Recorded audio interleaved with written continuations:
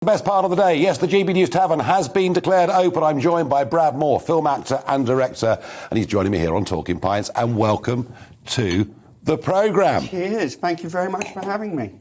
Now, we saw this morning on pretty much every front page of our newspapers and acres of print and large obituary columns, June Brown, better known as Dot Cotton, died aged 95, and here she is, and because this was the role, wasn't it? Dot Cotton in EastEnders, which she kind of made her own.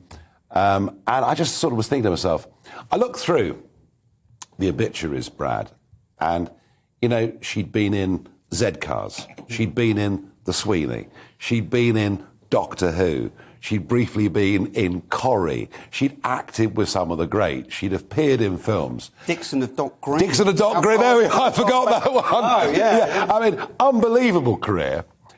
She was 95. She was still on EastEnders in 2020. How many actresses or actors reach that level of prominence? Oh, she's a national treasure, isn't she? I mean, I think so. We've got some great actors and actresses. She was wonderful. Such a real person and so authentic on screen. Yeah. You know, and just she directed theatre. I don't know if you spotted that. I was just reading about her a moment ago. I mean, what a life! A classically trained actor. Classically trained. Who could put on any voice, turn her skills to anything, really. Yeah, and you know, it just struck me in that old school vein. No reality TV, no quick turbo fame. You know, had to tread the boards. Yeah. And had to, you know, learn the ropes and learn her craft and come through that way. I mean, she's wonderful. Now, very, very different background to you, Brad, because kind of acting wasn't really your thing, was it? You know, kicked out of college and you then... Yeah. You know why I was kicked out? No, go on. Breakdancing. I would be practicing breakdancing in the gym, and the head of the college kept catching me doing it. I just desperately wanted to breakdance. And I don't know if you know anything about breakdancing. I know what it is. Yeah, it's a very difficult thing to master, so I was obsessed with that, which I guess lets you into a little bit of my personality. And I couldn't stop myself keep going in the gym, and in the end he said, if you keep breakdancing, you're out, and then one day I was out. So. And off you go to be an estate agent, a magazine publisher, a finance broker, and then, I mean, were you bad at all those things? No, I was reasonable at all those things. You know, like I was jack of all trades, you know, that thing. I could apply myself and get pretty good at something. But I must have had identity issues or something at the time, because I was trying all these things. And then I was at the cinema, which we all love, and, you know, and that's a special place for me, obviously, being an actor and a filmmaker. Yeah. And I remember thinking, you know, you watch someone flying a helicopter, you watch a fireman or a soldier or someone, because they're all in heroic roles. And I don't know if you did this, but you put yourself in the protagonist's... You try to, Yeah, you put him in his shoes. And I was thinking, well, I could do that. I could do this. I could do the other. And it struck me one day, they're all actors. So they're getting to do a little bit of everything, aren't they? They're getting to live out their fantasies and, you know, play out all these wonderful fantasies on screen. So I started acting instead. But you've not been... You know, professionally trained. No. You were what, pushing 40 at that moment? Or? I was literally 40 when I started, yeah. So how do you become an actor? Oh, God, that was weird. I mean, clearly it's some kind of midlife crisis, you know. But it's a special spin on a midlife crisis, I think, because the Germans call it, I don't know if you know the word, it's called Torschlusspanik, which is, because I always wanted to be an actor. So, you did? Yeah, from the age of 10, all right. I lived next door to Pauline Quirke. OK, wow, yeah. And she used to, just a quick backstory before we go back to the fun story, but basically she'd come out of Anna Scher and she'd want to continue her training. So we were in a council estate in Stamford Hill, a place called Gibson Gardens, and I was good friends with her brother Sean. And she'd come in and she'd play all these crazy games with us on the street, cobbled street, chairs. So she then became the director of extracurricular drama training. And I was about 10 years old and got the bug, and the feeling of it never left me. So I just suppressed it, tried to go out and make a few quid, as you would, you know, acting's a tough game.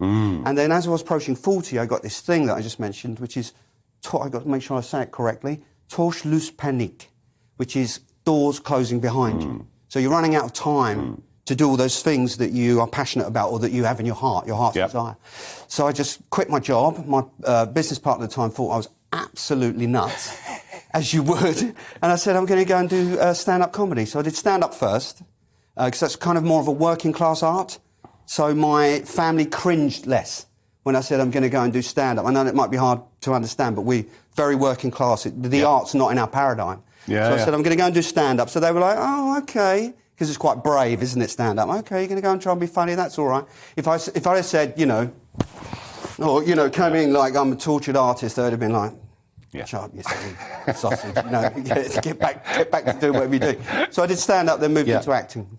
And you got some great roles. I mean, how did you get in these films? How did you get in The Rise? How did you get in North v South? How does it happen? Is it networking? Is it being pushy? It's a little bit of everything, I think the first thing is you've got to really want it badly, because you've got to want it. I had to, the stand-up, and I did 25 short films, so that was like my drama school. So I learned on the job. I would turn up in a short film, and I think there's a big short film-making community in London. They'd see me in something, realise I'm cheap, and then I'd get cast through 6 degrees of separation. So I did like 24 short films in a 2-year period, and then did the stand-up at the same time, which is brutal.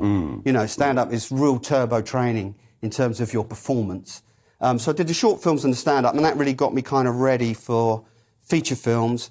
I also was part of a production company that made films, so that gave me another little in and a bit of an angle, and that's how the Timothy Spall one came around. Yeah, I saw that. And then Gloves Off, of course, which you sort of helped to write, and very much one of your babies. With some great people you acted with in that, didn't you? Oh, Gloves Off was... It's still apart from my son being born, it's the best 6 weeks of my life, without a shadow of a doubt. Denise Van Outen, Ricky Tomlinson, Paul Barber from the Full Monty. And we just had so much fun. Ricky would just... have you met Ricky? I don't know. No, I haven't. Okay, so no. He's just like Tommy Cooper and Eric Morecambe. He's just got funny bones, he is one of the funniest men I've ever met, and he would just continually and perpetually tell jokes.